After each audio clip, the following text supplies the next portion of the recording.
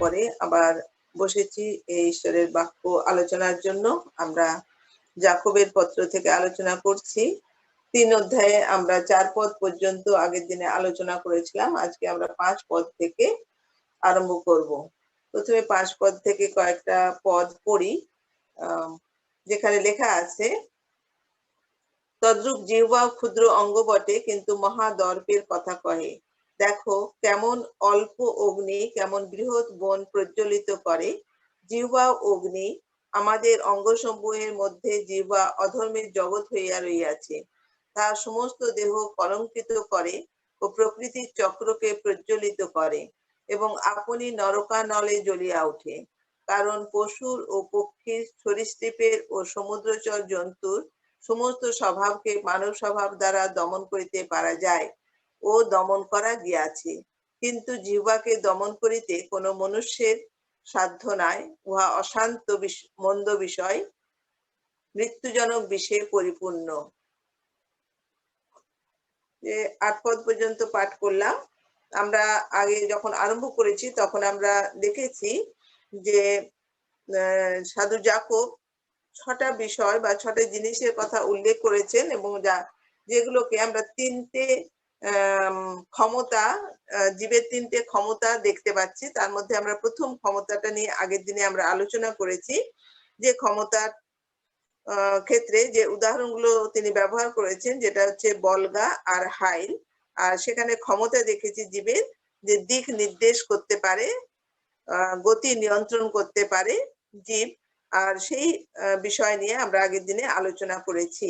আজকে যেখান থেকে আমরা পাঠ করলাম সেখান থেকে আমরা যে অংশটুকু 5 থেকে 8 পদে আমরা দেখব যে ধ্বংস করার ক্ষমতা। প্রথম ক্ষমতা আমরা দেখেছি দিক নির্দেশ করার ক্ষমতা, নির্দিষ্ট দিক দেখিয়ে দেওয়ার ক্ষমতা।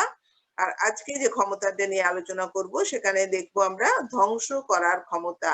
এখানে যে দুটো বিষয় তিনি উদাহরণ হিসেবে নিয়েছেন, একটা হচ্ছে আগুন বা অগ্নি, আরেকটা হচ্ছে বিষাক্ত জন্তু বা পশু বা কীট পতঙ্গ, এই সমস্ত আমরা বলতে পারি। তো এখানে আমরা প্রথমে যে অংশটুকু পড়লাম সেখানে দেখলাম, দেখো কেমন অল্প অগ্নি কেমন বৃহৎ বন প্রজ্বলিত করে। এই সম্পর্কে, এই বাক্যটা সম্পর্কে আমরা প্রত্যেকে অবহিত আছি, এবং কম বেশি বিভিন্ন ঘটনা আমরা শুনেছি এবং জানি। কিছুদিন আগে আমরা দেখছিলাম যে বিভিন্ন জায়গায় দাবানলের ফলে বড় বড় জঙ্গল কি হচ্ছে, পুড়ে ছাই হয়ে যাচ্ছে, এবং প্রচুর জল দিয়েও কি করা যাচ্ছে না, সেই আগুনকে নেভানো যাচ্ছে না। হঠাৎ করে পুরো বনটাতে তো একসঙ্গে আগুন লাগেনি, নিশ্চয়ই কোনো একটা জায়গাতে অল্প আগুন লেগেছিল এবং সেখান থেকে পুরো জঙ্গলটা কি হয়েছে, আগুনে ছড়িয়ে গেছে। অন্যদিকে আবার যদি আমরা এমনি অন্য এক্সাম্পল দেখি, আমার বারবার মনে হচ্ছিল যে জানি না আপনাদের কোনো এ ধরনের এক্সপিরিয়েন্স আছে কিনা, যখন ওই কাঠের আগুনে যখন উনুন জ্বালানো হয়, আর তখন যখন মোটা মোটা কাঠ জ্বলে যাওয়ার পরে যখন উনুনটা নিভে যাওয়ার পরে যখন অল্প অনেক কয়েক ঘন্টা পরে যখন আমরা ওটাকে দেখি উনুনটাতে, তখন দেখা যায় হয়তো নিচে ছোট্ট একটুখানি আগুনের আংড়া আছে, অর্থাৎ কাঠের ওই টুকরো পড়ে আছে, একটু তখনও জ্বলন্ত অবস্থায় আছে, আর বেশিরভাগটাই কি হয়ে গেছে, নিভে গেছে। তখন যদি ওই অল্প একটু আগুনের মধ্যে আরো কয়েকটা ছোট ছোট সরু সরু কাঠ কুচি করে দেওয়া হয় এবং একটু কাগজের টুকরো দিয়ে দেওয়া যায়, এবং তারপরে ওতে যদি ফু দেওয়া হয়, তখন দেখা যাবে ওই ছোট্ট একটুখানি আগুন থেকে দাউ দাউ করে আগুন জ্বলতে শুরু করে, এবং তারপরে তার সঙ্গে আবার কাঠ যোগ করলে তখন আবার কি হয়, সেই উনুনটা আগের মতো জ্বলতে শুরু করে দেয়। অর্থাৎ একটা ছোট্ট আগুন থেকে একটা বৃহৎ আগুন আমরা দেখতে পাই। আবার অনেক আমাদের অভিজ্ঞতা আছে, আমরা বিভিন্ন সময় দেখি, বিশেষ করে শীতকালে তো শুনছিলাম এই বিভিন্ন জায়গায় কলকাতায় কি হয়েছে, অগ্নিকাণ্ড ঘটেছে, আগুন জ্বলছে, এবং দেখা যাচ্ছে কি সেই আগুন ক্রমশ কি হচ্ছে, হয়তো দোতলায় কোনো একটা জায়গাতে শর্ট সার্কিটের ফলে একটুখানি আগুন জ্বলেছে, এবং সেই তার থেকে কি হচ্ছে 3 তলা 4 তলা এবং আশপাশের বাড়িতেও হয়তো আগুন ছড়িয়ে পড়েছে। এই ঘটনাগুলোর সঙ্গে আমরা পরিচিত। অর্থাৎ আমরা দেখেছি আগুনের ক্ষমতা কত বেশি।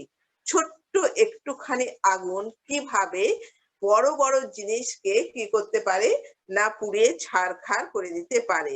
এটা আমাদের এক্সপিরিয়েন্স মানে আছে, আমরা শুনেছি এবং দেখেছি। ঠিক তেমনি এখানে যাকব কি করছেন না, এই ধরনের আগুনের এই যে বৈশিষ্ট্যটা, এই যে চরিত্রটা, তার সঙ্গে আমাদের জীবের তিনি কি করেছেন না তুলনা করেছেন। হিতোপদেশ ২৬ অধ্যায় ২০-২১ পদে সেখানে সলোমন লিখেছেন একই কথা, কাষ্ঠ শেষ হইলে অগ্নি নিবিয়া যায়, কর্ণেজব না থাকিলে বিবাদ নিবৃত্ত হয়, যেমন জ্বলন্ত অঙ্গারের পক্ষে অঙ্গার ও অগ্নির পক্ষে কাষ্ঠ, তেমনি বিবাদানল জ্বালাইবার পক্ষে বিবাদী। অর্থাৎ এখানে সলোমন কি বলছেন যে আগুন যখন নিভে যায় তখন ওতে যদি আরো কাঠ দেওয়া হয় তখন আগুনটা আবার কি হয়, বেশি হয়ে জ্বলে ওঠে।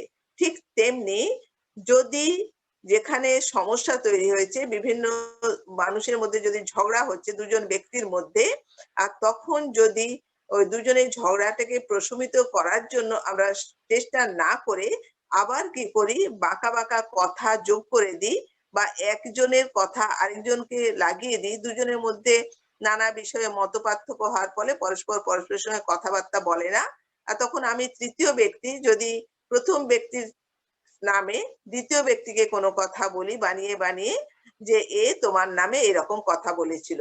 আবার দ্বিতীয় ব্যক্তির নামে প্রথম ব্যক্তির কাছে যদি বানিয়ে বানিয়ে কিছু কথা বলি, বা ও যেভাবে কথাটা বলেছিল সেইভাবে না বলে অন্য মিনিং যাতে হয় সেইভাবে কথাটা বলি, তখন কি হয়, তাদের দুজনের মধ্যে যে ঝগড়াটা ছিল, যে বিবাদটা ছিল, সেটা থেমে যায় না, বরং আবার কি হয়, বেড়ে যায়।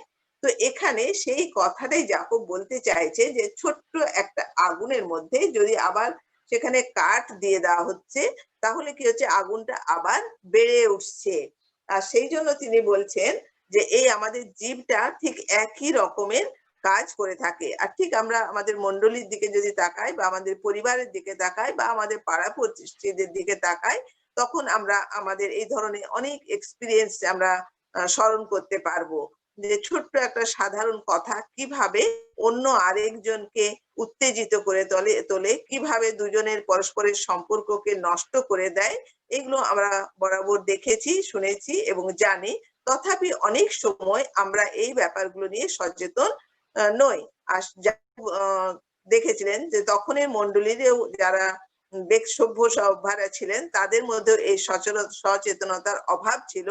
আর সেই জন্যই তিনি জীবের যে ক্ষমতা, সেই ক্ষমতা সম্পর্কে বর্ণনা করতে গিয়ে তিনি আগুনের তুলনা নিয়ে এসছেন। আমরা জানি কোনো একটা জায়গাতে যখন আগুন জ্বলে তখন সেই জায়গাটা কি হয়, উত্তপ্ত হয়ে যায় এবং এত বেশি উত্তপ্ত হয়ে যায় যে সেই তাপের ফলে যে জিনিসগুলো আগুন জ্বলেনি, সেই জিনিসগুলোতে অতিরিক্ত তাপ হওয়ার ফলে তারপরে যদি একটুখানি ছোট্ট একটু স্ফুলিঙ্গ, মানে ছোট্ট এক ফোঁটা একটু আগুন এসে পড়ে, সঙ্গে সঙ্গে দাউ করে জ্বলে ওঠে। যেমন আমরা দেখি যখন কোনো বড় একটা বাড়িতে আগুন জ্বলছে আর তখন দমকল বাহিনী যখন আসে, তখন ওরা শুধু যে ওই আগুনটাকে নেভানোর চেষ্টা করে তা নয়, কিন্তু আশপাশে যে বিল্ডিং গুলো আছে সেই বিল্ডিং গুলোর গায়েও তারা বারবার জল দেয়, অর্থাৎ সেগুলোকে ঠান্ডা করার চেষ্টা করে। এর থেকে আমরা বুঝতে পারি যে আশপাশে সমস্ত কি হয়ে গেছে, উত্তপ্ত হয়ে গেছে বা গরম হয়ে গেছে। আর গরম হয়ে যাওয়ার ফলে যে কোনো মোমেন্টে সেগুলো কি হতে পারে, জ্বলে যেতে পারে। আর সেই জন্য আমাদের ঠিক জীবটাও এই কাজটাই করে। যখন কোনো মানুষের মধ্যে পরস্পরের মধ্যে নানা ধরনের বিতণ্ডা তৈরি হয়, নানা ধরনের মতভেদ তৈরি হয়, আর তখন আমাদের সেই কথাবার্তাগুলো শুনে আমাদের মাথা গরম হয়ে যায়, আমাদের হৃদয়টা কি হয়ে যায়, উত্তপ্ত হয়ে যায়। হয়তো ডাইরেক্ট আমি সেই কথাটা শুনলাম না, অন্য কারো থ্রু দিয়ে শুনলাম। অন্য কারো থ্রু দিয়ে শোনার পরেও আমাদের কি হয়, মাথা গরম হয়ে যায়, আমাদের হৃদয়টা কি হয়ে যায়, খুব উত্তপ্ত হয়ে যায় এবং এতই আমাদের রাগ হয় যে আমাদের জিভ দিয়ে তখন এমন কথাবার্তা বার হয় যে কথাবার্তাগুলো ভালো কথা নয়, মন্দ কথা। এবং সেই মন্দ কথাটা আবার কি হয় না, আরেকজনের কাছে চলে যায়। হয়তো সে কথাটা আমি বলতে চাইনি, কিন্তু আমি এত বেশি মাথা আমার উত্তপ্ত হয়ে গেছে, এত বেশি আমার হৃদয়টা উত্তেজিত হয়ে গেছে যে তখন আমি কি করি না, বেফাঁস এই ধরনের কথাবার্তা বলে ফেলি। অর্থাৎ আমাদের ক্রোধানল কি হয়ে যাচ্ছে না, তৈরি হয়ে যাচ্ছে। আর তৈরি হয়ে যাওয়ার ফলে কি হচ্ছে, এটা জ্বলে উঠছে এবং তখন আমি কি করছি, বেফাঁস কথাবার্তা বলে ফেলছি। এই জন্য গীত রচক তিনি ৩৯ গীতে ১-৩ পদে তিনি বলছেন যে, আমি কহিলাম আমি আপন পথে সাবধানে চলিব, যেন জিহ্বা দ্বারা পাপ না করি। যাবৎ আমার সাক্ষাতে দুর্জন থাকে, আমি মুখে জালতি বাঁধিয়া রাখিব। আমার অন্তরে হৃদয় সন্তপ্ত হইলে, ভাবিতে ভাবিতে অগ্নি জ্বলিয়া উঠিল, আমি জিহ্বাতে কথা কহিলাম। যে কথাটা আমি একটু আগে বললাম, সেই কথাটাই এখানে গীত রচক বলেছেন যে, যদি দুর্জন অর্থাৎ যাদের এই রকম স্বভাব আছে যে একজনের কথা বিকৃত করে অন্যের কাছে পরিবেশন করা, একজনের কথাকে অন্যের কাছে বলা অর্থাৎ পরনিন্দা পরচর্চা করা করে, বা মন্দ ঝগড়া লাগিয়ে দিতে পছন্দ করে, এরকম ব্যক্তি যদি সামনে আছে, তখন আমাদের অতি অবশ্যই মুখে জালতি দিতে হবে। অনেক সময় আমরা সবসময় যে অন্যকে ছোট করার জন্য কথা বলি তা নয়, কিন্তু অনেক সময় আমরা কোনো ধরনের মন্তব্য করি, স্টেটমেন্ট, আমরা দুজন হয়তো আছি, কোনো বিষয় নিয়ে আলোচনা করতে গিয়ে হয়তো কোনো স্টেটমেন্ট আমরা দিতে পারি, বলে কারো সম্পর্কে বলতে পারি, বা সেই মানুষটার বিভিন্ন ত্রুটিগুলো সম্পর্কে নিয়ে আলোচনা করতে পারি। সেখানে যদি অন্য এমন কোনো ব্যক্তি থাকে যে ব্যক্তির স্বভাব হচ্ছে এই বিষয়গুলোকে অন্যের কাছে পৌঁছে দেওয়া অর্থাৎ পরনিন্দা পরচর্চা করা, তাহলে অতি অবশ্যই গীত রচক যেটা বলছেন যে মুখে জালতি বাঁধিয়া রাখিব। দুর্জন সামনে আছে, তখন আমি মুখে জালতি বাঁধিয়া রাখিব। তার মানে কি? তার মানে হচ্ছে এটাই যে বিশ্বাসী হিসেবে আমাদের সবসময় সতর্ক হয়ে সাবধানে কথাবার্তা যেমন আমরা বলবো, ঠিক তেমনি কখন কার উপস্থিতিতে কোন কথাটা বলবো সে বিষয়েও আমাদের সাবধান হওয়ার প্রয়োজন আছে।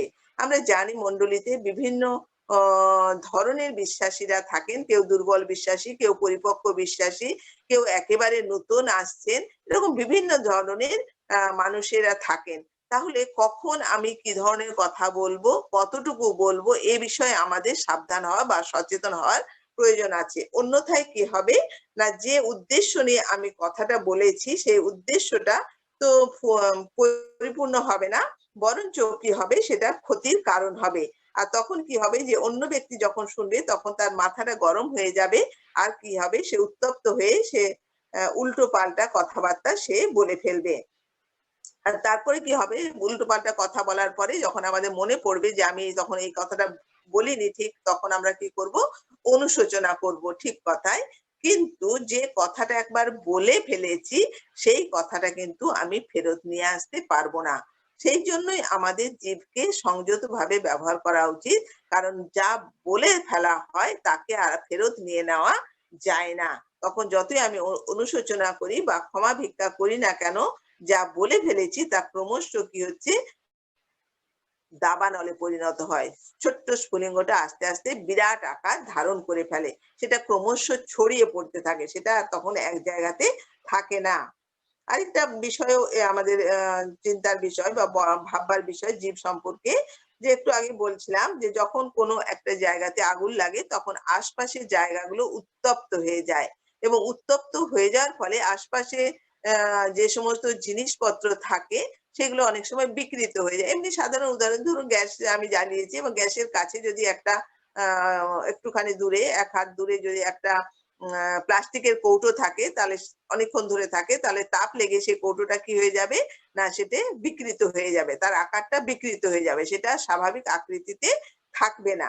ঠিক তেমনি ভাবেই যখন আমরা বিভিন্ন ধরনের কথা বলি, আমাদের জীবকে যখন সঠিকভাবে ব্যবহার করি না, তখন এই জীবের এত ক্ষমতা এত বেশি উত্তপ্ত হয়ে যায়, এত বেশি মানুষকে উত্তেজিত করে তোলে, মানুষের ভেতরে যে ক্রোধ আছে, যে রাগ আছে, যে বিরক্তি ভাব আছে, সেটাকে কি করে, জ্বালিয়ে দেয়। এত বেশি জ্বালিয়ে দেয় যে তখন আশপাশে যারা থাকে তাদের মধ্যে কি হয়, তার সেই ক্রোধের প্রকাশটা কি করে না, তাদের মনকেও বিষিয়ে দেয় বা বিকৃত করে দেয়। সে এমন সব কথাবার্তা বলবে যে আশেপাশে যারা দুর্বল থাকে তারা কি হয়ে যাবে না, বিকৃত চিন্তা ভাবনার অধিকারী হয়ে যায়, বিকৃত ভাবে যে কোনো বিষয়কে ভাবতে বলতে তখন তারাও কি হয়ে যায় না শিখে যায়। আর সেই জন্য আমাদের মনে রাখতে হবে যে ক্রোধপূর্ণ বাক্য আমাদের কি করে আমাদের মণ্ডলীকে, আমাদের পরিবারকে, আমাদের সমাজকে সমস্ত কিছুকে কি করতে পারে না বিকৃত করে দিতে পারে। একদিকে যেমন ধ্বংস করে দেবে, পুড়িয়ে একদম ছাই করে দিতে পারে, একদম মেরে ফেলতে পারে। অন্যদিকে তেমনি বিকৃত করে দেবে অর্থাৎ যে মানসিকতা ছিল, যে মনোভাব ছিল, সে মানসিকতা বা মনোভাবেরও কি হয় না পরিবর্তন ঘটিয়ে দিতে পারে আমাদের জীবের ব্যবহার, জীবের অপব্যবহার, ব্যবহার বললে ভুল হবে, অপব্যবহার এইভাবে কি করে না বিকৃত করে দেয়। সেই জন্য আমাদের মুখের কথাকে আমরা সবসময় সংযত ভাবে ব্যবহার করব। আমরা জানি যখন যিশু এই পৃথিবীতে ছিলেন তখন যে যারা তাকে পছন্দ করতেন না তারা তার সম্পর্কে অনেক উল্টো পাল্টা কথা, কোথায় তাকে পেটুক বলতেন, কোথায় বলতেন যে শয়তানের দ্বারা চালিত হয়ে তারা উনি কি করেন না ভূত ছাড়ান, এরকম তার সম্পর্কে অনেক বিকৃত মন্তব্য করতেন। আর এইগুলো যারা শুনতেন, যারা সাধারণ লোক, তারা অনেক সময় যিশু সম্পর্কে একটা ভুল ধারণা করে। এখনো আমরা যখন আমাদের চারিপাশে আমাদের রাজনৈতিক ক্ষেত্রে দেখি, আমরা সমাজে দেখি, বিভিন্ন জায়গাতে দেখি, তখন দেখি কত ধরনের কথাবার্তা চাষ হয় এবং এই ধরনের বিকৃত কথাবার্তা যখন একজন থেকে আরেকজন, আরেকজন থেকে আরেকজন থেকে ছড়াতে ছড়াতে সেটা কি হয় না বিশাল একটা আকার ধারণ করে, এমন একটা সমস্যা ক্রিয়েট করে যে সেই সমস্যাটাকে সমাধান করা তখন সম্ভব হয়ে ওঠে না। আমরা এটাও দেখেছি যখন বিভিন্ন রাজনৈতিক বিষয় নিয়ে দূরদর্শনে বিতর্ক হয়, বিভিন্ন পলিটিক্যাল লিডারদের মধ্যে যখন কথাবার্তা হয় তখন তারা উত্তেজিত হয়ে বিভিন্ন ধরনের মন্দ ভাষা তারা প্রয়োগ করে এবং যা কি করে না অনেক সময় যারা শোনে তারা তার দ্বারা আক্রান্ত হয়ে যায়। তাহলে আমরা দেখতে পাচ্ছি যে ছোট্ট ছোট্ট বিষয়গুলো কিভাবে অনেক বৃহৎ ক্ষতির কারণ হতে পারে। ঠিক জীব আমাদের আমাদের জীবটা এইভাবেই কি করে না অনেকের ক্ষতির কারণ হয়।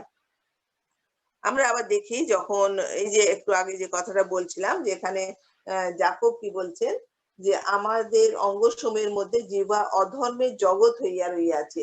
অধর্মের জগৎ বলেছে, তার মানে কি হচ্ছে জগৎ মানে একটা বিশাল জিনিস, আমরা জানি বুঝতে পারি এবং জগতের মধ্যে অনেক কিছু আছে।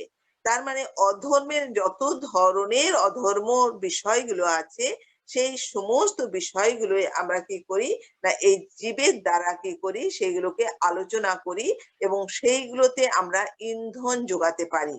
বিভিন্ন মন্দ কথার দ্বারা, মন্দ আলোচনার মাধ্যমে, মন্দ বিতর্কের মাধ্যমে আমরা কি করি এই সমস্ত মন্দ অধর্ম জনিত বিষয়গুলোকে আরো বেশি ছড়িয়ে পড়তে আমরা সাহায্য করি বা বলা যায় ওইগুলোকে আরো বেশি বাড়তে আমরা সাহায্য করতে পারি যদি না আমরা আমাদের জীবকে সঠিকভাবে ব্যবহার করি। আর যখন এই ধরনের জীবের দ্বারা মন্দ কথা হয় তখন এখানে যাকব বলছেন কি যে তার সমস্ত দেহ কলঙ্কিত করে ও প্রকৃতির চক্রকে প্রজ্বলিত করে, সমস্ত দেহ কলঙ্কিত করে বলা হচ্ছে। যদি আমার পরিবারের একজন ব্যক্তি যদি এইভাবে কথাবার্তা বলে হয়, এর প্রতিক্রিয়া তৈরি হয় এবং দুজন যখন বিভিন্ন বিষয় নিয়ে আলোচনা করে তখন তৃতীয় ব্যক্তি সম্পর্কে আলোচনা করে। আমরা অনেক ভাই বোন এবং যখন বিভিন্ন ভাই বোনদের মধ্যে আলোচনা হয় তখন আমরা দেখি যে যখন দুজনের মধ্যে যখন কথাবার্তা হচ্ছে তখন তৃতীয় কোনো ব্যক্তি সম্পর্কে কোনো বিষয় নিয়ে আলোচনা হয়েছে। যদি বিশ্বাসী হিসেবে তখন সেই আলোচনাটাকে স্টপ না করে দেওয়া যায় তাহলে দেখা যাবে অনেক মন্দ কথাবার্তা তখন উঠে আসে বা আসবে। তো সেই জন্য এখানে এই কথাটাই বলতে চাওয়া হয়েছে যে কলঙ্কিত করে, তখন যারা আলোচনা করছে তাদের মনগুলো কি হচ্ছে বিষিয়ে যাচ্ছে এবং সে তখন ওই তৃতীয় বা চতুর্থ ব্যক্তি সম্পর্কে মন্দ চিন্তা ভাবনা করতে সে সাহায্য করে। আর তারপর বলছে প্রকৃতির চক্রকে প্রজ্বলিত করে। প্রকৃতির চক্র, প্রকৃতিতে অনেক কিছু আছে, যেমন ঘর বাড়ি আছে, গাছপালা আছে, শস্য ক্ষেত্র আছে, অনেক কিছু আছে। কোনো একটা জায়গাতে কারখানাতে আগুন লাগলো, তার আশেপাশে তখন কি হচ্ছে বাড়িগুলো জ্বলে গেল, তার আশেপাশে যে গাছপালা আছে সেই গাছপালাগুলো জ্বলে গেল, তার আশেপাশে যদি অন্য কোনো কিছু থাকে তাহলে সেগুলোও জ্বলে যাবে। তার মানে যা কিছু আছে একটা আরেকটার সঙ্গে কি আছে পরস্পর সম্পর্কিত আছে, যুক্ত আছে। ঠিক তেমনি মানুষের জীবনেরও যে বিভিন্ন দিকগুলো আছে সেটা পরস্পরের সঙ্গে যুক্ত আছে। আমাদের খাওয়া-দাওয়া, আমাদের ঘুমোনো, আমাদের জীবনের যে বিভিন্ন বিষয়গুলো আছে এগুলো প্রত্যেকটার সঙ্গে প্রত্যেকটা যুক্ত। যদি আমার খাওয়া-দাওয়া ঠিক মতো না হয় তাহলে আমার কি হবে? ঘুম ঠিক মতো হবে না। যদি ঘুম ঠিক মতো না হয় তাহলে আমাদের কি হবে? শরীর স্বাস্থ্য খারাপ হবে। একটার সঙ্গে আরেকটা যুক্ত। ঠিক তেমনি যখন মন্দ কথা শুনি তখন আমাদের মন খারাপ হয়ে যায়। মন খারাপ হলে আমাদের শরীর খারাপ হবে। শরীর খারাপ হলে আমি যে সমস্ত কথাবার্তা বলবো, যে ধরনের আচরণ করব, তা আবার অন্যের ক্ষেত্রে কি হবে? আঘাতজনক হতে পারে। অর্থাৎ একটার সঙ্গে আরেকটা যুক্ত আছে। মণ্ডলীর মধ্যে একজন মেম্বার, একজন সদস্য যদি কোনো মন্দ কথা বলে, সেই কথাটা যখন ২য় জন থেকে ৩য় জন, ৩য় থেকে ৪র্থ জনের কাছে যাবে, তখন দেখা যাবে সেটা ক্রমশ মন্দ কথাটা কি হচ্ছে? ছড়াতে পুরো মণ্ডলী সবার কাছে চলে গেল। শুধু চলে গেল না, তার প্রভাবটা কি হচ্ছে? না একেক জনের ক্ষেত্রে একেক রকম হচ্ছে এবং দেখা যাচ্ছে পরস্পরের মধ্যে যে একটা সুন্দর সম্পর্ক ছিল, সুন্দর সহভাগিতা ছিল, সেই সম্পর্ক বা সহভাগিতার ক্ষেত্রে কি দেখা যাচ্ছে? না আ ফাটল ধরে গেছে বা সমস্যা তৈরি হয়ে গেছে। এমন অনেক সময় দেখা যায় কোনো একজন ব্যক্তি হয়তো আরেকজনকে মণ্ডলীতে পছন্দ করে না। সে যখন কোনো আম প্রচার করছে বা কোনো কথা বলছে তখন ওই ১ম ব্যক্তি যে পছন্দ করে না সে কি হচ্ছে হয় উঠে চলে যাচ্ছে কিংবা তার সে কথাকে নিয়ে মুচকি হাসছে কিংবা ব্যঙ্গ বিদ্রূপ করছে। এরকম অনেক কিছু মণ্ডলীর মধ্যে আমরা দেখতে পাই। এবং এর ফলস্বরূপ কি হয়? আশপাশে যারা থাকে তারা তখন তার দ্বারা কি হয়? না বিঘ্ন পায় এবং তাদের মধ্যেও মানসিকভাবে একটা সমস্যা তৈরি হয় এবং বিশ্বাসের জীবন সম্পর্কে একটা সমস্যা তৈরি হয় এবং বিশ্বাসী জীবনটা যে কিভাবে হওয়া উচিত সেই সম্পর্কে কি হচ্ছে না আম অসুবিধা তৈরি হয়ে যায়। সেই জন্য একজন বিশ্বাসী হিসেবে আমাকে আপনাকে সবসময় মনে রাখতে হবে যে আমি আমার জীবকে সঠিকভাবে ব্যবহার করব। এমনভাবে ব্যবহার করব আমার জীবের দ্বারা যেন অন্য কেউ আঘাতপ্রাপ্ত না হয়। অন্য কারোর বিশ্বাসের জীবনটা যেন নষ্ট না হয়ে যায়। কিন্তু সেই বিশ্বাসের জীবনে যেন সে বেড়ে উঠতে পারে সেটাই আমরা চেষ্টা করব। আগের দিনে বলছিলাম বোধহয় আমার যতদূর মনে হচ্ছে যে অনেক সময় আমরা সমাজে দেখি যে যারা সমাজ বিরোধী ধরনের মানুষ থাকে ছেলেমেয়েরা তৈরি হয়ে যে তারা কিন্তু জন্ম থেকে সমাজ বিরোধী হয়ে কেউ জন্মায় না। কিন্তু তাদের পারিপার্শ্বিক পরিস্থিতি এবং মানুষের ব্যবহার এবং ঘটনা বিভিন্ন ঘটনার মধ্য দিয়ে তারা কি করে কোনো জীবনে কোনো সময় একটা ভুল করে ফেলে এবং সেই ভুলটাকে কেন্দ্র করে যখন আমরা সেই ব্যক্তির গায়ে স্ট্যাম্প দিয়ে দিই যে সেই লোকটা খারাপ আর বারে তার পরিবারের লোক, তার পাড়া-প্রতিবেশী, তার বন্ধু-বান্ধব তাকে খারাপ বলা হয়। সে গুন্ডা, সে সমাজ বিরোধী, সে মন্দ কাজ করে। এইভাবে যখন বারবার তাকে বলা হয়, তখন সেই মানুষটার মনের মধ্যে কি হয়? না, তার মনে ক্ষোভ জন্মায়, তার মনে রাগ জন্মায়, তার মনে বিরক্তি জন্মায় এবং তখন সে কি ভাবে? যে দূর আমাকে যখন সবাই কেউ ভালোবাসে না, সবাই খারাপ কথা বলছে, তাহলে আমি কি করব? না সবকিছুকে আমি ধ্বংস করে দেব। তখন তার মধ্যে টেনডেন্সি আছে আরো সে সমাজের ক্ষতি করার, মানুষকে খুন করে ফেলার, মেরে ফেলার, গুন্ডামি করার এই মানসিকতাটা তার মধ্যে তৈরি হয়ে যায়। কারোর মধ্যে। আবার কারোর মধ্যে কি হয়? উল্টো রিঅ্যাকশন হয়। যে এটাকে এরকম ক্ষোভে পরিণত না হয়ে সে মনের দিক দিয়ে হয় তো কি হয়? ভেঙে পড়ে। যে আমার সম্বন্ধে এই ধরনের আমি একবার ভুল করে ফেলেছি এবং সেটাকে কেন্দ্র করে বারবার সবাই মিলে আমাকে এই ধরনের কথাবার্তা বলছে, তাহলে আমি এত খারাপ, সবার দৃষ্টিতে আমি পড়ে গেছি, আমি আর ভালো হতে পারবো না। এইভাবে সে ক্রমশ হতাশ, নিরাশ হয়ে গিয়ে তখন সে বলে তাহলে আমার বেঁচে থেকে লাভ কি? বলে সে জীবনটাকে কি করে? শেষ করে দেয়। অর্থাৎ আমি বলতে চাইছি যে আমাদের একটা আ বেঠিক ব্যবহার বা জীবের একটা অপব্যবহার কি করে? না প্রকৃতির বিভিন্ন বিষয়কে ধ্বংস করে দেয়, মানুষের জীবনকে ধ্বংস করে দেয়। আর সেই জন্য যাকব এই কথাটা বলছে প্রকৃতির চক্রকে প্রজ্বলিত চক্র মানে চাকার মতো একটার সঙ্গে আরেকটা কি হচ্ছে যুক্ত আছে যুক্ত থাকার ফলে একজনের থেকে আরেকটা কি হচ্ছে ক্রমশ ছড়িয়ে পড়ে এটা আর থামানো যায় না কেন থামানো যায় না কারণ একটু আগে আমি বললাম যে জিভে আমি যে কথাটা বলে ফেলেছি সেটা আমি ফেরত আনতে পারি না। আমি ক্ষমা হয়তো চেয়ে নেব। কিন্তু যেটা আমি বলে ফেলেছি সেটা কিন্তু ২ জনের থেকে ৩ জন, ৩ জন থেকে ৪ জন, ৪ জন থেকে ৫ জন করে আরো অনেক দূরে চলে গেছে। সেই জায়গাতে গিয়ে কিন্তু আমি কথাটাকে আর থামাতে পারব না। আমি যাকে বলেছিলাম তার কাছে হয়তো ক্ষমা চেয়ে নিলাম, বলে দিলাম এই কথাটা বলেছিলাম। কিন্তু তার আগে কিন্তু আরো অনেক জনের কাছে কথাটা ছড়িয়ে গেছে এবং অনেক ডালপালা ছড়িয়ে ফেলেছে। ফলে তার যে ক্ষতিকারক যে দিকটা, সেই দিকটা কিন্তু আমরা আটকাতে পারব না। আর সেই কারণে আমাদের এ কথাটা মনে রেখে আমাদের জীবকে সঠিকভাবে ব্যবহার করতে হবে। আমরা দেখি অনেক সময় আমরা অনেক অসংযত যখন কথাবার্তা বলি তখন অনেকের মানুষের সুনাম নষ্ট হয়ে যায়। অনেকে হিংসা বশত যখন দেখছে যে কারোর খুব নাম হচ্ছে, সুনাম হচ্ছে, যে কোনো দিক থেকে খুব ভালো গান গাইতে পারে, খুব ভালো সুন্দর করে কথা বলতে পারে, বা যেকোনো কারণে কারোর নাম হচ্ছে, তখন দেখা যায় আশপাশের অনেকের আবার মনের মধ্যে কিছু হিংসা হচ্ছে। এবং যখন সেই হিংসা থেকে সে তখন কি করছে তার সম্পর্কে মন্দ কথা তখন বলে। আর এইভাবে আমরা কি করি না, এই মন্দ কাজের দ্বারা মানুষকে আমরা নিচের দিকে টেনে নামানোর চেষ্টা করি। আর সেইজন্য কলস্যীয় ৪ অধ্যায় ৬ পদে বলা হচ্ছে, "সর্বদা অনুগ্রহ সহযুক্ত কথা হোক, লবণে আশ্বাসযুক্ত কথা হোক।" অর্থাৎ বলা হচ্ছে এমন কথা আমরা বলবো যে কথার দ্বারা কি হবে না, লবণের আশ্বাসযুক্ত, লবণ যেমন খাদ্যের মধ্যে দিলে সে খাদ্যটা সুন্দর হয়, ঠিক তেমনি আমাদের কথাবার্তাটা হবে। যেখানেই আমরা কথা বলি, যার সঙ্গেই কথা বলি না কেন, সেই কথাটা এমন হবে যে শুনবে সেই কথাটা, সেই কথার দ্বারা সেই ব্যক্তি কি হবে না, মন তার কি হবে আরাম হবে, সে সুন্দর মানে উম খুশি হবে, তার ভালো লাগবে, তা এই ধরনের অবস্থা তার মনের মধ্যে তৈরি হবে। তার হৃদয়ের মধ্যে কোনো ধরনের হতাশা তৈরি হবে না, কোনো রকমের ক্ষোভ তৈরি হবে না, রাগ তৈরি হবে না। কিন্তু একটা সুন্দর আ মন তার মধ্যে তৈরি হবে। তো এখানে আমরা আগুনের বিষয় দেখলাম। আর তারপরে দেখতে পাচ্ছি ৭ পদে, "কারণ পশুর ও পক্ষীর, সরীসৃপের ও সমুদ্রচর জন্তুর সমস্ত স্বভাবকে মানব স্বভাব দ্বারা যায় ও দমন করা গিয়াছে।" অর্থাৎ যাকব শুধুমাত্র আগুনের কথা বলেই তিনি থেমে থাকেননি। কিন্তু এখানে ওই বিষাক্ত জন্তু জানোয়ারে যারা আছে বা ওই কীটপতঙ্গ আছে, আমরা জানি আফ্রিকার ঘন জঙ্গল আছে এবং সেখানে আমরা জানি অনেক বিষাক্ত সাপ আছে, অনেক বিষাক্ত কীটপতঙ্গ আছে। ওরা সবসময় যে কাছে এসে নিয়ে ছোবল দেয় বা কামড় দেয় তা নয়।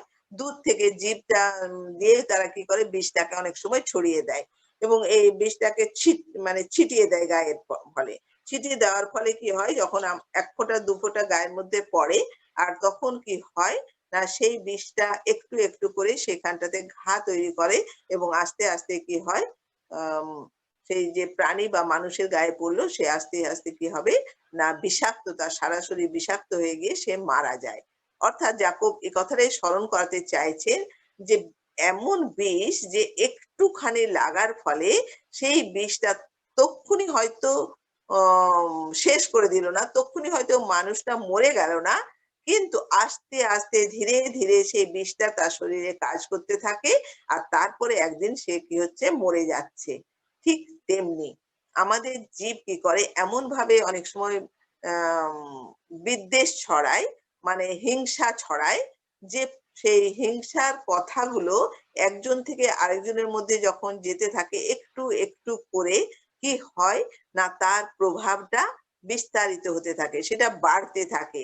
এবং বাড়তে, বাড়তে একসময় এমন অ অবস্থাতে পৌঁছায় যে, যে ব্যক্তির against এ কাজটা করা হয়েছিল, সেই ব্যক্তি তখন আর সেটাকে সহ্য করতে পারে না বা সহ্য করার আর ক্ষমতা তার তখন থাকে না। তখন সে কি হয়? বিনষ্ট হয়ে যায় বা নষ্ট হয়ে যায়। আর সেইজন্য এই সম্পর্কে আমাদের প্রত্যেকেরই কম বেশি অ্যাম এক্সপেরিয়েন্স আছে। আমরা দেখেছি পরিবারে বা মন্ডলীতে আমরা এই ঘটনাগুলো ঘটতে অনেক সময় দেখেছি। আর সেইজন্য যাকব বলছেন যে মানব স্বভাব দ্বারা দমন করিতে পারা যায়। কাকে? না এই জন্তু জানোয়ারকে, বা অনেক সময় আগুনকেও হয়তো দমন করতে পারা যায়। তো তিনি বলছেন যে যখন এই যে বিষাক্ত জন্তু জানোয়ার যখন এদেরকে দমন করতে যে পারা যাবে, এদেরকে যখন আমরা নিয়ন্ত্রণের মধ্যে মানুষ রাখে, তখন সেই শক্তিশালী জন্তু জানোয়ারের দ্বারা কি করা যায় না ভালো কাজ করানো যায়। মানব স্বভাব কি করছে যেহেতু মানুষের বুদ্ধি আছে, সে বুদ্ধির দ্বারা মানুষ কি করছে এই ধরনের সাংঘাতিক জীবজন্তুকে তারা কি করছে নিয়ন্ত্রণ করতে পারেন বা বশে নিয়ে আসতে পারেন এবং ভালো কাজে লাগাতে পারেন। যেমন আমরা দেখি বুনো হাতি অনেক সময় কি হয় মানুষকে কে মেরে ফেলতে পারে, অনেক সময় ধ্বংস করে। আমরা প্রায় শুনি বুনো হাতির দল এসেছে এবং গ্রামে অনেক ঘরবাড়িকে ভেঙে ফেলছে, চাষের জমিকে নষ্ট করে ফেলছে, অনেক শস্য খেয়ে ফেলছে, এগুলো আমরা শুনতে পাই। আবার আমরা দেখি কি বুনো হাতিকেও আবার পোষ মানিয়ে কি করা হচ্ছে, সেই পাহাড়ি অঞ্চলে বড়, বড় কাঠের গুঁড়িকে বইতে সাহায্য করছে। এই হাতি কি করছে না বইতে সাহায্য করছে। ঘোড়া তার এত শক্তি, তাকে যখন আমরা নিয়ন্ত্রণ করছি তখন তাকে আমরা বিভিন্ন কাজে লাগাতে পারছি। অর্থাৎ যার মধ্যে এত ক্ষমতা আছে, শক্তি আছে, সেটাকে যদি নিয়ন্ত্রণ করা যায় তাহলে তার দ্বারা কি করা যাবে? না ভালো কাজ করা যাবে। আবার আগুনের ক্ষেত্রেও আমরা দেখি আগুন দিয়ে আমরা কি করি? অনেক ভালো কাজ করতে পারি। আমাদের রান্না করার জন্য যেমন আগুন দরকার হয়, আমাদের লোহা গলিয়ে বিভিন্ন অম ধরনের ফার্নিচার তৈরি করার জন্য কি করা হয়? আগুনের দরকার হয়। আরো বিভিন্ন কাজে আমরা যে কলকারখানাগুলো চলে সেখানে আগুনের দরকার হয়। তো আগুন দিয়ে অনেক বড়, বড় কাজ করা যায়। তো কখন সেগুলো করা যাচ্ছে? যখন আগুনটাকে নিয়ন্ত্রণের মধ্যে রাখা যাচ্ছে, তখন সেটা করা যাচ্ছে। তো যাকব এই কথাটাই বলতে চেয়েছেন যে নিয়ন্ত্রণের দরকার আছে। নিয়ন্ত্রণ করলে পরে অনেক বড় কিছু আমরা তার থেকে ভালো কিছু আমরা পেতে পারি। তো আমাদের জীবটা হচ্ছে এমনই একটা অঙ্গ, অতি ছোট অঙ্গ হলেও একে আমরা নিজেরা দমন করতে পারি না। কিন্তু কে দমন করতে পারেন? আমাদের মহান ঈশ্বর। তিনি কি করতে পারেন? এই জীবকে তিনি দমন করতে পারেন। আর তার কাছে যখন আমাদের এই জীবটাকে আমরা সমর্পণ করে দিই, আর তখন কি হয়? তিনি আমাদের সেই শক্তি দেন, সেই জ্ঞান দেন, বুদ্ধি দেন, যেন আমরা জীবটাকে প্রপারলি ব্যবহার করি। আর সেইজন্য আমরা দেখতে পাই আ এই জীবের দ্বারাই কিভাবে গেঁথে ওঠার কাজ হয়েছিল। ৫০ সপ্তমীর দিনে আমরা জানি যে পবিত্র আত্মা নেমে এসেছিলেন। আর তখন কি হয়েছিল? সেই জীবের আকারে পবিত্র আত্মা নেমে এসেছিল। আর তখন দেখা গিয়েছিল কি? না ওখানে যতজন ছিলেন উপস্থিত সেই শিষ্যেরা আরো অনেক যারা বিশ্বাসী বর্গ যুক্ত ছিলেন। তারা কি করছিলেন? বিভিন্ন ভাষায় তারা কথা বলছিলেন এবং সেই কথাগুলো যারা শুনছিলেন তারা তার ভেতর দিয়ে কি হচ্ছিলেন? না অনেক আশীর্বাদ তারা লাভ করতে পেরেছিলেন। অর্থাৎ যখন আ স্বর্গীয় আগুন দিয়ে জ্বালানো হয়, তখন কি হয়? তার দ্বারা মানুষ আশীর্বাদ প্রাপ্ত হয়। অর্থাৎ যখন আমাদের জীবটাকে আমরা ঈশ্বরের হাতে সমর্পণ করে দেব, তিনি যখন নিয়ন্ত্রণ করবেন আমাদের জীব, তখন আমাদের এই জীবটা এমনভাবে ব্যবহার হবে যে আমরা হারিয়ে যাওয়া আত্মাকে কি করতে পারবো? আমরা জয় করতে পারবো। যে হতাশ, নিরাশ হয়ে পড়েছে, তাকে আমরা কি করতে পারবো? আশার আলো তার মনে জাগাতে পারবো। যে দুর্বল বিশ্বাসী তাকে সবল হতে আমরা সাহায্য করতে পারবো। যে উম আ ঠিকভাবে ঈশ্বরের বাক্য বুঝতে না পারার ফলে গেঁথে উঠছে না, বেড়ে উঠছে না, তাকে আমরা কি করতে পারবো? আমাদের ঈশ্বরের বাক্য বলে ঈশ্বরের বাক্যের সঠিক ব্যাখ্যা দিয়ে তাকে আমরা কি করবো? না গেঁথে তুলতে পারবো। তাকে এগিয়ে যেতে আমরা সাহায্য করতে পারবো। তো এইজন্য আমরা দেখতে পাই যে মথিলিখিত সুসমাচার ১২ অধ্যায় ৩৪ পদে লেখা আছে, হৃদয় হইতে যাহা ছাপিয়া উঠে মুখ তাহাই বলে। এ কথাটা বলা হয়েছে। কেন তিনি এই কথাটা বলেছেন? কারণ আমাদের এই জীবটা ছোট্ট অঙ্গ, এটা কি করছে? কাজটা করছে। কিন্তু এর উৎসটা কোথায়? উৎসটা প্রকৃতপক্ষে হচ্ছে আমাদের হৃদয়টা। আমাদের হৃদয়ে যেমন যা কিছু থাকে জীবের দ্বারা সেটাই আমরা কি করি? প্রকাশ করে থাকি। আমাদের মনে যদি কারোর সম্পর্কে বিদ্বেষ ভাব থাকে, তাহলে আমাদের জিভ দিয়ে সেই ধরনের কথাবার্তাই বেরোবে। যতই আমি সেটাকে চেপে রাখার চেষ্টা করি না কেন, চেপে রাখতে পারবো না। সেইজন্য আমাদের হৃদয়ের মধ্যে যে কারোর সম্পর্কে যদি ঘৃণা থাকে, তাহলে কি হবে? আমি কি করব? সেই ধরনের কথাবার্তাই বলবো। সেইজন্য আমাদের হৃদয় বিশ্বাসী হিসেবে আমাদের হৃদয়টা সবসময় কি থাকা দরকার? না যিশুর প্রেমে সিক্ত থাকা দরকার। আমাদের প্রেমে আমাদের হৃদয়টা পূর্ণ থাকা দরকার। আর যখন হৃদয় প্রেমে পূর্ণ থাকবে তখন ঈশ্বর আমাদের কি করতে পারবেন? আমাদের জীবটাকে ব্যবহার করবেন। পবিত্র আত্মার আগুনের সাহায্যে তখন কি হবে? আমাদের জীবটা কথা বলবে। সেইভাবে আ গেঁথে তোলার কাজ করবে। সেইভাবে মানুষকে উজ্জীবিত করতে পারবে, সঞ্জীবিত করতে পারবে। অর্থাৎ মানুষকে প্রভুতে থাকার জন্য এগিয়ে যেতে সাহায্য করতে তখন সেই ধরনের কথাবার্তা বলতে তখন জীবটা পারবে। তো এইজন্যই যাকব এখানে বলছে যে, "কিন্তু জিহ্বাকে দমন করিতে কোন মনুষ্যের সাধ্য নয়। উহা অশান্ত মন্দ বিষয় মৃত্যুজনক বিষে পরিপূর্ণ।" সেইজন্য আমরা আমাদের জীবকে নিজেরা যদি ভাবি যে নিয়ন্ত্রণ করব, তাহলে ভুল করব। আমাদের প্রয়োজন আছে কি? জীবটাকে প্রভুর হাতে সমর্পণ করার। প্রতিনিয়ত প্রতিদিন আমাদের কি করতে হবে? আমাদের জীবটাকে প্রভুর হাতে সমর্পণ করতে হবে যে, "প্রভু, এই জীব দিয়ে যেন আমি কোন রকমের মন্দ কথা না বলি। তুমি আমার জীবকে নিয়ন্ত্রণ করো। যেন কোন সময় আমি কোন কাউকে আঘাত না দিই। বরঞ্চ আমি কি করি? তোমার এই জীব দিয়ে যেমন তোমার গৌরব করব, একই সঙ্গে কি করব? গেঁথে তোলার কাজ যেন আমরা করতে পারি।" সেইভাবে আমাদের কি করতে হবে? জীবকে ঈশ্বরের হাতে সমর্পণ করতে হবে। তারপরে বলা হচ্ছে ৯ পদ থেকে, "উহার দ্বারাই আমরা প্রভু পিতার ধন্যবাদ করি, আবার উহার দ্বারাই ঈশ্বরের সাদৃশ্যে জাত মনুষ্যদিগকে শাপ দিই। একই মুখ হইতে ধন্যবাদ ও শাপ বাহির হয়। হে আমার ভ্রাতৃগণ, এই সকল এমন হওয়া অনুচিত। উনি কি একই ছিদ্র দিয়া মিষ্ট ও তিক্ত ২ প্রকার জল বাহির করে? হে আমার ভ্রাতৃগণ, ডুমুর গাছের কি জিত ফল অথবা দ্রাক্ষালতায় কি ডুমুর ফল ধরিতে পারে? লোনা জলও মিষ্ট জল দিতে পারে না।" এখানে আমরা পরবর্তী বিষয়ের মধ্যে যাব। এখানে যে দুটো উদাহরণ আছে, একটা হচ্ছে গাছের কথা বলা হয়েছে, আরেকটা জলের উৎস বা ঝর্ণার কথা বলা হয়েছে। এখানে আমরা দেখি এই জীবের মধ্যেই কি আছে আবার?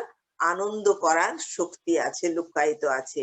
অর্থাৎ জীবের যে ৩ টে ক্ষমতার কথা বললাম, বলছি তার মধ্যে দুটো ক্ষমতার কথা আলোচনা করা হয়েছে। এখন আমরা ৩য় ক্ষমতার বিষয় আমরা দেখতে যাচ্ছি ৯ পদ থেকে, যেখানে যাকব দুটো উদাহরণ ব্যবহার করেছেন। একটা ঝর্ণার কথা বলা হয়েছে। আমরা জানি পাহাড় থেকে ঝর্ণার জল নেমে আসে নিচের দিকে এবং ঝর্ণার জল খুব স্বচ্ছ হয়, পরিষ্কার হয়, ঠান্ডা হয়, খুব সুন্দর হয়। সেই জল যদি কেউ পান করে তাহলে সে খুব তৃপ্ত হয়ে যায়। তার প্রাণ কি হয়ে যায়? খুব সন্তুষ্ট হয়, ভরে যায় আরকি। আমরা আমরা এটাও জানি যে জল আমরা বিভিন্ন কাজে ব্যবহার করি। এই সম্পর্কে আমাদের জানা আছে, কাজেই সেগুলো নিয়ে আর বলতে চাই না। তো এই এক জায়গাতে হিতোপদেশে ১৮ অধ্যায় ৪ পদে আ এই মানুষের মুখের এই কথাটাকে গভীর জলের সঙ্গে বলেছেন। বলেছে, "মানুষের মুখের কথা গভীর জলের ন্যায়, প্রজ্ঞার উৎস স্রোতবাহী প্রণালীর ন্যায়।" হিতোপদেশের লেখক এই কথা বলেছেন। মানুষের মুখের কথা হচ্ছে গভীর জলের মতো। আবার আমরা দেখি হিতোপদেশ ১০ অধ্যায় ১১ পদে লেখা আছে, "ধার্মিকের মুখ জীবনের অনুই, কিন্তু দুষ্টগণের মুখ উপদ্রব ঢাকিয়া রাখে।" আবার হিতোপদেশ ১৩ অধ্যায় ১৪ পদে লেখা আছে, "জ্ঞানবানের শিক্ষা জীবনের উৎস, তাহা মৃত্যুর ফাঁদ হইতে দূরে যাইবার পথ।" এই যে পদগুলো হিতোপদেশে আমরা দেখতে পেলাম, এগুলোতে প্রত্যেকটা আমরা দেখতে পাচ্ছি যে জীবের ব্যবহারের কথা বলা হয়েছে। এবং যাকব যে কথাটা বলতে চেয়েছেন যে আমাদের মুখের কথা যে কত গুরুত্বপূর্ণ, সেই কথাটাই হিতোপদেশের লেখকও কিন্তু এখানে ব্যক্ত করেছেন। যে আমাদের মুখের কথা কত বেশি গুরুত্বপূর্ণ এই বিষয়ে, যাতে আমরা বিশ্বাসী বর্গ সচেতন হই। জল আমরা জানি যে জল হচ্ছে জীবন। এবং জল থেকে আমরা কি হই? না, জীবনের সঙ্গে জলকে তুলনা করা হয়েছে। ঠিক তেমনি একটা মানুষের মুখের কথাকেও জীবনের সঙ্গে তিনি এখানে তুলনা করছেন। মানুষের জল পান করলে যেমন মানুষ বেঁচে থাকে, ঠিক তেমনি আমাদের মুখের কথা দিয়েও কোনো মানুষকে কি করতে পারি? না, আমরা জীবন দিতে পারি। আর যদি জলকে নিয়ন্ত্রণ না করা যায় তাহলে কি হয়? বন্যা হয়। যখন প্রচুর বৃষ্টি হয়, তখন কি হয়? বন্যা হয়। বন্যার ফলে কি হয়? অনেক ঘর-বাড়ি ভেঙে যায়, গাছপালা উপড়ে যায়, অনেক ধ্বংস হয়। শহর-নগর অনেক কিছু ধ্বংস হয়ে যায় আমরা জানি। সুনামির সময়ে কত কি ধ্বংস হয়েছিল আমরা জানি। বিশাল, বিশাল ঘটনা ঘটেছিল। তার মানে যে জলটা আমাদেরকে জীবন দিতে পারে, যে জলটা এত প্রয়োজনীয়, সেই জলটাই যখন নিয়ন্ত্রণ করা যাচ্ছে না, তখন সেটা কি হচ্ছে, ধ্বংসের কারণ হয়ে যাচ্ছে। আর কিন্তু তবুও আমরা যখন ঠান্ডা জল পান করি, যখন আমাদের প্রাণটা ভরে যায়, তখন কিন্তু আমরা সেই তার ধ্বংসাত্মক দিকটা কিন্তু আমরা ভাবি না। যে বিশাল জল কিভাবে অনেক কিছুকে ধ্বংস করে ফেলছে, সেগুলো কিন্তু আমরা মনের মধ্যে আনি না। কারণ কি? অ্যা এই জলটা আ এমনই জিনিস যে মানুষকে শুধু তৃপ্ত করে না, কিন্তু মানুষকে জীবন দেয় এবং এটার অভাবে মানুষের কিন্তু মৃত্যু হতে পারে। আর এই যে মূল্যবান দিকটা, এটাকেই কিন্তু আমরা বেশিভাবে গুরুত্ব দিই এবং সেটাকে গ্রহণ করার জন্য আমরা কি থাকি? প্রস্তুত থাকি। ঠিক তেমনি জীবের ক্ষেত্রেও আমাদের মনে রাখতে হবে যে জীবও এই অঙ্গটা ঈশ্বর আমাদের দিয়েছেন। এটা খুব মূল্যবান এবং গুরুত্বপূর্ণ অঙ্গ। এই অঙ্গটার ধ্বংসাত্মক দিকে না গিয়ে আমরা এর কি করব, গঠনাত্মক দিকটার উপরে বেশি জোর দেব। এটাকেই যেন আমরা ব্যবহার করতে পারি, সেই বিষয়ে আমরা বেশি সচেতন থাকব। যখন আমরা আ এই জীবটাকে সঠিক ব্যবহার করি না, তখন ক্ষতি হয়। এখানে হিতোপদেশ ১২ অধ্যায় ১৮ পদে লেখা আছে, "কেহ কেহ অবিবেচনার কথা বলে খড়গা হাতের মতো, কিন্তু জ্ঞানবানের জিহ্বা স্বাস্থ্যস্বরূপ।" জ্ঞানবানের জিহ্বা স্বাস্থ্যস্বরূপ। অর্থাৎ তার জিভ দিয়ে এমন সব কথাবার্তা বেরোবে যা আমাদের জীবনকে, আমাদের মানসিক জীবনকে, আমাদের আত্মিক জীবনকে কি করবে? পুষ্ট করবে, স্বাস্থ্যযুক্ত করবে। তো অ সেই কারণে এখানে যাকব জলের সঙ্গে তুলনা করেছেন। কেন তুলনা করেছেন? আমরা একটু ২-১ টা বিষয় একটু চিন্তা করি। আম ওই সাধু পৌলের বিষয়। সাধু পৌল রোমিওতে এক জায়গাতে এই শব্দটা ব্যবহার করেছেন, প্রাণ জুড়াতে পারেন। সে রোমবাসীদের কথা বলতে গিয়ে তিনি বলছেন যে, "রোমবাসীদের সাথে আমি যদি ওদের কাছে যাই, তাহলে আমার প্রাণ জুড়াবে।" অ্যা প্রাণ জুড়ায়। আমরা অনেক সময় বলি, "ও এত সুন্দর কথা বলল যে মনটা একেবারে ভরে গেল। প্রাণটা একবারে জুড়িয়ে গেল।" এই ধরনের শব্দগুলো আমরা বলে থাকি। তার মানে যে ব্যক্তি কথাগুলো বলেছে, যেভাবে কথাগুলো বলেছে, যেভাবে বিশ্লেষণ করেছে, তা আমাদের মনের মধ্যে যে দুঃখ, ব্যথা আ বা মানসিক কষ্ট বা অনেক কিছুকে কি করে, অনেক সময় দূর করে দেয়। আর তখনই আমরা বলি, "আমার মনটা ভরে গেল, মনটা আমার তৃপ্ত হয়ে গেল বা প্রাণটা আমার জুড়িয়ে গেল।" আ সাধু পোল আ এই কথাটা প্রাণ জুড়ানোর কথাটা আমরা রোমিও ১৫ অধ্যায় ৩২ পদে আমরা পাবো। আমরা দেখে নেব নিজেদের সময়ে। আর ১ম করিন্থীয় ১৬ অধ্যায় ১৮ আর ফিলিমন ৭ অধ্যায় না সরি ৭ পদ আর ২০ পদে আমরা দেখতে পাবো যে তিনি বলছেন, কয়েকজন ব্যক্তির নাম তিনি এই জায়গাগুলোতে উল্লেখ করেছেন। বলেছেন যে, "এই ব্যক্তিদের সঙ্গে যখন আমি মিলিত হয়েছি, তখন আমার মনটা কি হচ্ছে? ভরে গেছে।" তিনি খুব খুশি হয়েছেন। তাহলে আমরা দেখতে পাচ্ছি সাধু পোলের মতো একজন পরিপক্ক বিশ্বাসী যখন আরো কয়েকজন বিশ্বাসীর সঙ্গে মিলিত হয়েছেন, তখন তাদের সঙ্গে কথাবার্তা বলে তিনি কি হয়েছেন? তার মন ভরে গেছে। তিনি খুশি হয়েছেন, তিনি আনন্দিত হয়েছেন, তিনি উজ্জীবিত হয়েছেন। তাহলে এর থেকে আমরা দেখতে পাচ্ছি কি? যে বিশ্বাসী জীব যদি সঠিকভাবে ব্যবহার করা যায়, তাহলে পরস্পরকে এবং শুধু বিশ্বাসীদের নয়, কিন্তু অন্যদেরও আমরা কি করতে পারি? উজ্জীবিত করি, সঞ্জীবিত করতে পারি বা বলা যায় জীবন, তাদের জীবনের মধ্যে জীবন এনে দিতে পারি। অর্থাৎ যে বেঁচে আছে অথচ অ মরার মতো বেঁচে আছে। যার মধ্যে কোনো উৎসাহ নেই, কোনো উদ্দীপনা নেই। তাকে আমরা এই ঈশ্বরের বাক্য যদি সুন্দরভাবে বলা যায় বা আরো অন্য ঈশ্বরের বাক্যের বাইরেও যদি আমরা উৎসাহব্যঞ্জক কথাবার্তা বলি, তখন সেই ব্যক্তি বা সেই মানুষটা কি হতে পারে? উজ্জীবিত বা সঞ্জীবিত হতে পারে। আবার আমরা পুরাতন নিয়মে যখন সমাগম তাঁবুতে দেখি যে সমাগম তাঁবুর যে যখন ওই যাজকেরা যখন পবিত্র স্থানে যাচ্ছেন, তার আগে তারা কি করছেন? না, প্রক্ষালন পাত্রে তারা ভালো করে ধুয়ে নিচ্ছেন। অর্থাৎ হাত-পা ধুয়ে তারা পরিষ্কার হচ্ছেন। তাহলে জলের আরেকটা ধর্ম আমরা বা কাজ আমরা দেখতে পাচ্ছি কি? না, শুচিকৃত করা বা পরিষ্কার করা। এটাও আমরা দেখতে পাচ্ছি। আর জিহিজকেল যদি ৪৭ অধ্যায়টা আমরা পাঠ করি, সেখানে একটা নদীর কথা বলা হয়েছে। যে নদীর বর্ণনা দেওয়া হয়েছে, সেই নদীর জল যা কিছু স্পর্শ করছিল, তাতে কি হচ্ছে প্রাণ সঞ্চারিত হচ্ছিল, অর্থাৎ প্রাণ ফিরে আসছিল। আর আমরা এমনিতেও জানি যে এখানে গাছপালা যখন ঝিমিয়ে যায় তখন যদি জল দিই সেটা কি হয় না, উম, সুন্দর আবার সতেজ হয়ে ওঠে। তো প্রচন্ড রোদে যখন একদম ঝিমিয়ে গেছে, প্রায় মৃত প্রায় হয়ে গেছে, তারপর জল দিয়ে দেওয়া গেল, দেখা গেল সে আবার সজীব হয়ে উঠলো। তার মানে কি হচ্ছে, জীবন তার মধ্যে, যে জীবনটা প্রায় চলে যাচ্ছিল তার মধ্যে কি হচ্ছে, জীবন চলে আসছে। ঠিক তেমনি আমাদের জীবের একটা কথা, একটা বাক্য কি করে না, ওই মৃতপ্রায় মানুষের মধ্যে আরাম এনে দেয়, সান্ত্বনা এনে দেয়, তার জীবনে আশা জাগাতে পারে। তো এই বিষয়গুলো তাহলে আমরা জলের ক্ষেত্রে আমরা দেখলাম যাকব এই কথাটাই বলতে চেয়েছেন। আবার গাছের কথাও তিনি এখানে বলেছেন যে যে ২ রকম ফলের কথা বলছেন।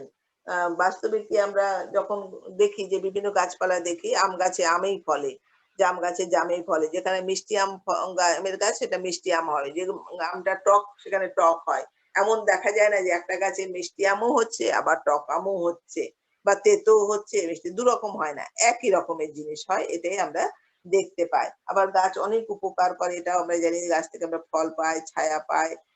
ফুল হয়, সৌন্দর্য দেখায়। অনেক কিছু আমরা দেখতে পাই যে গাছের অনেক বৈশিষ্ট্য আছে। ঠিক তেমনি একটা ধার্মিকের ওষ্ঠাধর অনেককে প্রতিপালন করে। এটা হিতোপদেশ ১০ অধ্যায় ২১ পদে বলছে। ধার্মিকের ওষ্ঠাধর অনেককে প্রতিপালন করে। গাছ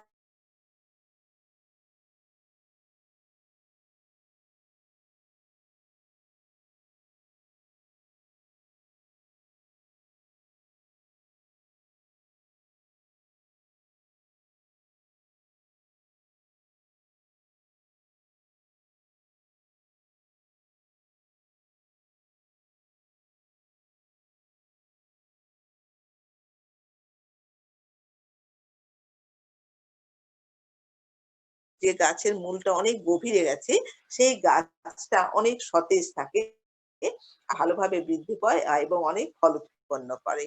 আমরা গীত সংগীতে ১ অধ্যায়ে আমরা দেখছি ধন্য সেই ব্যক্তিদের বলা হচ্ছে। আর তাদেরকে সেখানে গাছের সঙ্গে বলা হচ্ছে কি জলের স্রোতের তীরে রোপিত বৃক্ষের সঙ্গে তুলনা করা হয়েছে। যে গাছ সবসময় সতেজ থাকে, সেই গাছের কথা সেখানে বলা হয়েছে।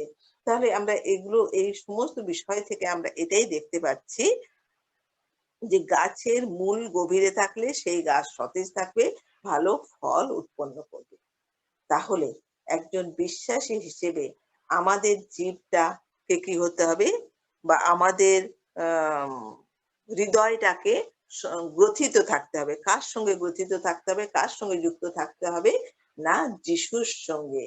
যিশু সম্বন্ধীয় যে বিষয়গুলো ঈশ্বরের বাক্যের মধ্যে আমরা পাই, সেই বিষয়গুলোর সঙ্গে আমাদের কি হতে হবে? দৃঢ়ভাবে গ্রথিত থাকতে হবে। মানে গাঁথা থাকতে হবে। দৃঢ়ভাবে গাঁথা থাকতে হবে। যেমন গাছের মূলটা মাটিতে খুব গভীরভাবে গাঁথা থাকে, ঠিক তেমনি আমাদের হৃদয়টাও কি থাকবে, না যিশুর সঙ্গে খুব দৃঢ়ভাবে গাঁথা থাকবে।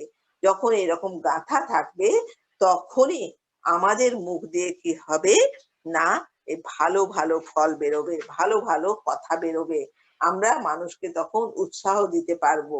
আমাদের মুখ দিয়ে তখন বাঁকা কথা, ব্যঙ্গ বিদ্রূপ বেরোবে না। পরিবর্তে আমরা কি করব, মানুষকে উৎসাহিত করব, মানুষকে জাগিয়ে তুলতে পারবো এবং এগিয়ে যাওয়ার প্রেরণা যোগাতে পারবো। আর যার কারণে আমরা দেখি যে যিশু নিজেও তিনি সবসময় কি করতেন, না পিতা ঈশ্বরের সঙ্গে তিনি যুক্ত থাকতেন। আর তিনি অনেক বড় বড় কাজ করছিলেন। তিনি নিজে ঈশ্বর ছিলেন, তথাপি তিনি পিতা ঈশ্বরের সঙ্গে প্রার্থনায় কি থাকতেন, যুক্ত থাকতেন।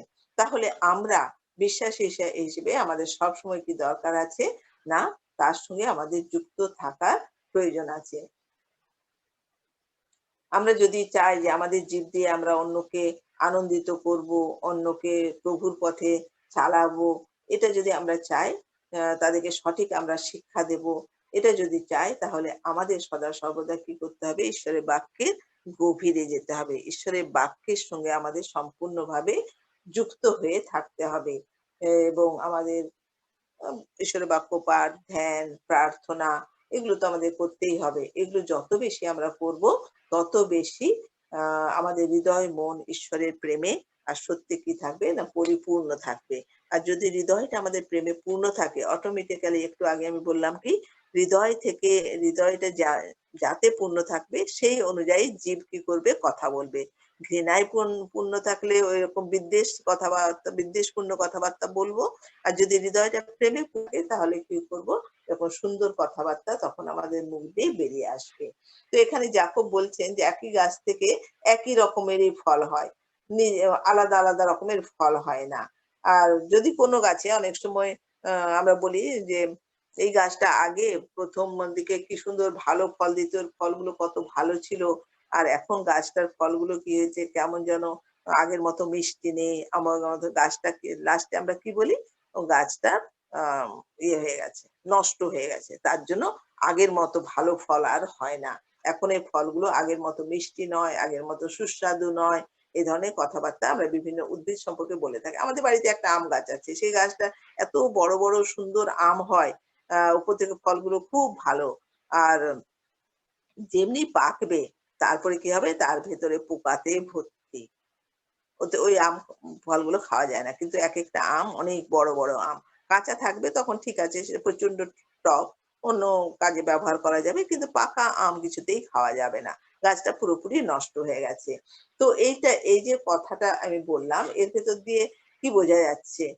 কোনো মানুষ যদি এই জীবটা দিয়ে ঈশ্বরের ধন্যবাদ প্রশংসা করছে, আবার যদি দেখা যাচ্ছে যে আ ইচ্ছে মতো কখনো আজে-বাজে এলোমেলো কথাবার্তা বলছে, তাহলে কি বোঝা যাবে? যে সেই মানুষটার মধ্যে কি আছে? ত্রুটি আছে, দোষ আছে। যেমন গাছের ক্ষেত্রে আমরা মন্তব্য করি গাছটা নষ্ট হয়ে গেছে, ঠিক তেমনি সেই ব্যক্তির মধ্যেও মনে রাখতে হবে যে ত্রুটি আছে। সে সম্পূর্ণভাবে প্রভুতে সমর্পিত নেই। আর না থাকার ফলে তার মুখ দিয়ে কি হচ্ছে? যে একেক সময় একেক ধরনের কথাবার্তা বেরোচ্ছে। আমরা এই জীব দিয়ে ঈশ্বরের ধন্যবাদ করি, প্রশংসা করি, তার নামকে উচ্চীকৃত করি। গান গাই, কত কি আমরা করি যখন একসঙ্গে সহভাগিতার মধ্যে থাকি বা নিজেরা যখন প্রভুর সঙ্গে বসি তখন আমরা কত কি করি। আর তারপরেই যদি একই জিভ দিয়ে আমরা অন্য ধরনের কথাবার্তা বলি, তাহলে বোঝা যাবে যে আমাদের আত্মিক জীবনটা ঠিক জায়গাতে নেই। আত্মিক জীবন কি আছে? না মন্দতায় পূর্ণ হয়ে আছে। মন্দ বিষয়কে সম্পূর্ণভাবে আমাদের জীবন থেকে আমরা এখনো বাদ দিতে পারিনি। এটাই বোঝা যাবে। কাজেই আমাদের হৃদয়টাকে সবসময় আমাদের কি করতে হবে? আম আ সবসময় আমাদের দেখতে হবে, যাচাই করে দেখতে হবে আমাদের হৃদয়টা কেমন হয়ে আছে। যদি আ তিক্ততা বা ঈর্ষা বা প্রতিযোগিতা পূর্ণ থাকে তাহলে কিন্তু আমাদের মধ্য দিয়ে মন্দ কথা বেরোবেই বেরোবে। অনেক সময় দেখা যায় বিশ্বাসী বর্গের মধ্যেও কি হচ্ছে সমস্যা দেখা যায়। একজনকে যদি একটু ভালো কেউ ইয়ে করলো আ তাহলে আরেকজনের মনে, মনে সে হয়তো প্রকাশ করল না। কিন্তু মনে, মনে তার মধ্যে কি হলো? ঈর্ষা তৈরি হলো। যে ওকে প্রায়োরিটি দেওয়া হচ্ছে। ওকে একটু বেশি গুরুত্ব দেওয়া হচ্ছে। এরকম মনের মধ্যে ভাবনা চলে আসে। কারণ আমরা জানি এই জগতের অধিপতি হচ্ছে শয়তান। শয়তান কখনো আ বিশ্বাসীকে বিজয়ী জীবনযাপন করতে দিতে চায় না। সেইজন্য ছোট্ট খাট্ট ও যদি স্ফুলিঙ্গ আমাদের মনের মধ্যে তৈরি হয়, মন্দতার স্ফুলিঙ্গ তাহলে সেটাই কি হবে? শয়তান ইন্ধন যোগাবে এবং সেটা তখন বৃহৎ আকার নেবে। আর যিশু যে কথাটা বলেছেন মথি ১৫-১৮ পদে এটা আমরা জানি। কিন্তু যাহা, যাহা মুখ হইতে বাহির হয় তাহা অন্তঃকরণ হইতে আসে আর তাহাই মনুষ্যকে অশুচি করে। আবার আ হিতোপদেশ ৪ অধ্যায় ২৩ পদে পদটাও আমাদের অনেকেরই মুখস্থ আছে। সমস্ত রক্ষণীয় অপেক্ষা তোমার হৃদয় রক্ষা করো, কেননা তাহা হইতে জীবনের উদ্গম হয়। তাহলে আমরা মনে রাখবো আমাদের জীবের ভেতর দিয়ে আমরা কি করতে পারি? জীবনের উদ্গম করতে পারি। অর্থাৎ জীবন তৈরি করতে পারি আমরা। জীবন আমরা দিতে পারি। এটা আমরা যদি মনে রাখি তাহলে আমরা আমাদের জীবকে নিয়ন্ত্রণ করতে সচেষ্ট থাকবো এবং নিয়ন্ত্রণ করার জন্য প্রভুর সঙ্গে আমরা যুক্ত থাকবো। আর যুক্ত থাকলে পরেই এই যেমন ঝর্ণা আর বৃক্ষের কথা আমরা শুনলাম যে এদের যে ভালো দিকগুলো সেইগুলো আমাদের জীবনেও দেখা যাবে। ঝর্ণা যেমন মানুষকে পরিতৃপ্ত করে, বৃক্ষ যেমন মানুষকে অনেক কিছু দেয়। ঠিক তেমনি আমাদের জীবনেও কি করবে? অনেককে গেঁথে তুলবে, অনেককে বেড়ে উঠতে সাহায্য করবে, অনেককে সামনের দিকে এগিয়ে যেতে সাহায্য করবে। আর সেইজন্য আমরা কয়েকটা কথা যদি নিজেদের মধ্যে মনে রাখি তাহলে আমরা এই কাজটা আরো ভালোভাবে করতে পারবো। যেমন ধরুন আমরা অনেক সময় কেউ কিছু করলে ধন্যবাদ দিই। তারপরে বলি, "আমি তোমার জন্য প্রার্থনা করছি। দয়া করে তুমি আমার জন্য এই কাজটা করো।" অম বা আমি তোমাকে ভালোবাসি বা কোনো ভুল করলে আমি দুঃখিত। আ এই যে শব্দগুলো জ জ এ বা এই সেন্টেন্স গুলো যদি আমরা ব্যবহার করা অভ্যেস করি, তাহলে কি হবে যে অনেক সময় আমরা অনেক মানুষের মনটাকে মানুষের মধ্যে যে তিক্ততা থাকে, সেই তিক্ততাকে আমরা দূর করে দিতে পারবো। আর এবং আমি যদি মানে নম্র হই, তবেই আমি কথাগুলোকে আবার ব্যবহার করতে পারবো সঠিকভাবে। তো সেইজন্য আমাদের মনে রাখতে হবে যেমন প্র্যাকটিক্যালি কিছু শব্দ ব্যবহার করতে আমরা শিখব। একই সঙ্গে প্রভুর সঙ্গে যুক্ত থেকে আমরা আরো নিজেকে সমর্পিত জীবনের ভেতর দিয়ে আমরা কি করব? না ভালোভাবে জীবের ব্যবহার করতে আমরা সচেষ্ট হব। আমরা সবসময় মনে রাখবো যে জীব আকারে খুব ছোট বটে, কিন্তু আ এটা সবচেয়ে বেশি মানুষের জীবনে সমস্যা আর অশান্তি তৈরি করে। কিন্তু এটা হওয়া কখনো উচিত নয়। উচিত যে নয়, সেই কারণেই যাকব এই জীব নিয়ে এতগুলো কথা বলেছেন, এতগুলো উদাহরণ তিনি ব্যবহার করেছেন। কারণ তিনি দেখেছেন এই জীবের সঠিক ব্যবহার না হলে সেটা কত ক্ষতিকারক হয়। আর যখন আমরা জীবকে ঈশ্বরের হাতে সমর্পণ করি বা ব্যবহার করতে দিয়ে দিই, তখন আমরা দেখি যে আমরা মানুষকে কি করতে পারি? অনন্ত জীবনের পথে চালিত করতে পারি এবং যখন মানুষ দুঃখ, কষ্ট, যাতনা, অভাবের মধ্যে থাকে, তখনও মানুষকে সে মধ্যে আমরা কি করতে পারি? আনন্দ সঞ্চারিত করতে পারি। অর্থাৎ ছোট্ট জীবের দ্বারা আমরা অনেক বড় কাজ করতে পারি। এর এতটাই শক্তি বেশি। এবং সেই শক্তির কথা মনে রেখে প্রতিদিন আমরা আমাদের জীবকে আমাদের ঈশ্বর সদাপ্রভুর কাছে আমাদের পরিত্রাতা মুক্তিদাতা প্রভু যিশুর হাতে সমর্পণ করে রাখবো এবং প্রার্থনা করব তিনি যেন আমাদের প্রত্যেকের সাহায্য করেন। যেন আমাদের এই জীব অন্যের কাছে ক্ষতিকারক না হয়, কিন্তু যেন আশীর্বাদ স্বরূপ হতে পারে। অন্যের জীবনের যেন আশীর্বাদ স্বরূপ হতে পারে। এমনভাবে যেন আমরা আমাদের জীবকে ব্যবহার করতে পারি। তো এই জীবের দমনের বিষয়ে যাকব যে কথাগুলো বলেছেন, যে ক্ষমতার বিষয়গুলো আমরা আজ শুনলাম ৩ টে বিষয়। একটা হচ্ছে দিক দর্শনের আ দিক নির্ণয়ের ক্ষমতা। ২য় আমরা দেখলাম ধ্বংস করার ক্ষমতা। আর ৩য় আমরা দেখলাম যে আনন্দ করার শক্তিও এর মধ্যে আছে। তো আমাদের ঠিক করতে হবে যে আমরা কোনটা বেছে নেব। যদি আমরা চাই আ সৃষ্টি করতে, যদি আমরা চাই মানুষকে জীবন দিতে, যদি আমরা চাই মানুষ আরো উজ্জীবিত সঞ্জীবিত হই, তাহলে আমরা আমাদের এই ছোট্ট অঙ্গটার শক্তি বুঝে তাকে সম্পূর্ণভাবে ঈশ্বরের হাতে সমর্পণ করব। যেন তিনি তা সঠিকভাবে ব্যবহার করতে আমাদের সাহায্য করেন। ঈশ্বর তার আ এই বাক্যের ভেতর দিয়ে আমাকে এবং আমাদের প্রত্যেককে আশীর্বাদ দান।